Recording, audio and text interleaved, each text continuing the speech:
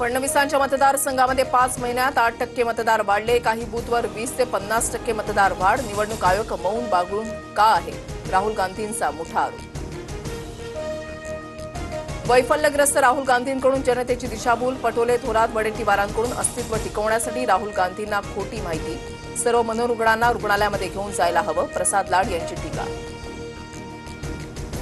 माळेगाव साखर कारखाना निवडणुकीमध्ये निळकंठेश्वर पॅनल, बळीराजा सहकार बचाव पॅनलमध्ये काटेकी टक्कर, तर ब गटातून अजित पवारांचा मोठा विजय.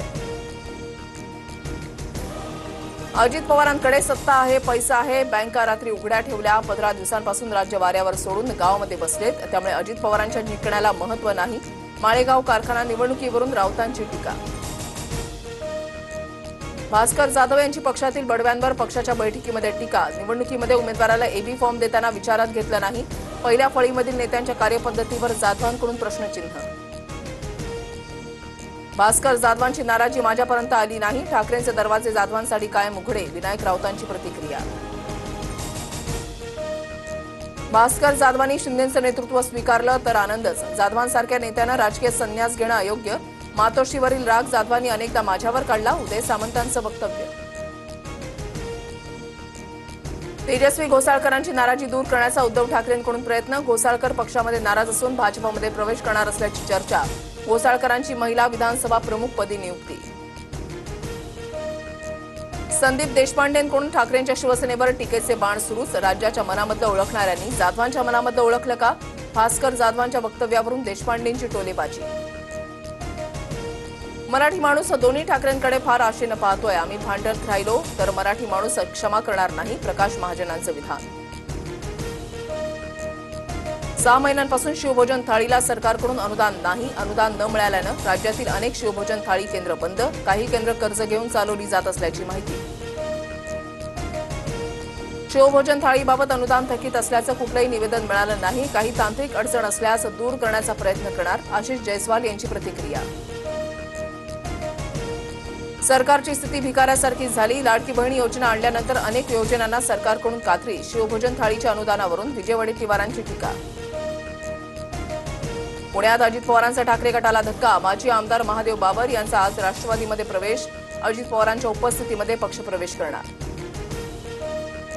आमच्यावर हिंदी का लादता असं शिंदेंनी भाजपला विचारावं. नुसत्या बैठका घेऊन मराठीची अवहेलना सुरू. फडणवीसांनी मराठी भाषेसाठी, मराठी माणसासाठी काम करावं. संजय राऊतांची टीका. इराण आणि इस्रायलमध्ये अखेर युद्धविराम. इराणकडून अधिकृत घोषणा तर आता युद्धविरामाचं उल्लंघन करू नका. डोनाल्ड ट्रम्प यांचे ट्विट. पालिका निवडणुका 1 महिना लांबणीवर. पालिकेमधील प्रभाग रचनेसाठी 1 महिन्याची मुदतवाढ. 4 सप्टेंबरच्या ऐवजी 6 ऑक्टोबरपर्यंत प्रभाग रचनेची मुदत. दिवाळीनंतरच पालिका निवडणूक होण्याची शक्यता. सोलापूर आणि धाराशिवमध्ये शक्तीपीठ महामार्गाच्या विरोधात शेतकरी आक्रमक. महामार्गासाठी आलेल्या अधिकाऱ्यांना शेतकऱ्यांना हाकलून लावलं. आंदोलनकर्ते शेतकरी पोलिसांच्या ताब्यात. संत ज्ञानेश्वर महाराजांची पालखी पुण्यातील 2 दिवसांच्या मुक्कामानंतर जेजुरीला मार्गस्थ. टाळ मृदंगाच्या गजरामध्ये हजारो वारकरी जेजुरीकडे रवाना. नाशिकमध्ये सलग 6व्या दिवशी गोदावरीची पूर परिस्थिती कायम. दुतोंड्या मारुतीच्या कमरेपर्यंत गोदावरीच्या पुराचं पाणी. रामकुंड आणि गोदाकाठाचा परिसर पुराच्या पाण्याखाली. नाशिकमधील सोमेश्वर धबधबा पूर्ण क्षमतेनं प्रवाहित. गोदावरी नदीवर असलेल्या सोमेश्वर धबधब्याची नयनरम्य दृश्य कॅमेऱ्यामध्ये कैद. 31 जुलैपर्यंत अलमट्टी धरणामध्ये 50% पाणीसाठा करण्याची महाराष्ट्र सरकारची कर्नाटकला विनंती. मात्र धरण जून महिन्यातच 61% भरलं. मुंबईमध्ये आज मुसळधारचा इशारा. पुढील 2 ते 3 दिवसात कोकण, मध्य महाराष्ट्रामधील घाट भागात मुसळधार ते अतिमुसळधार पावसाचा अंदाज.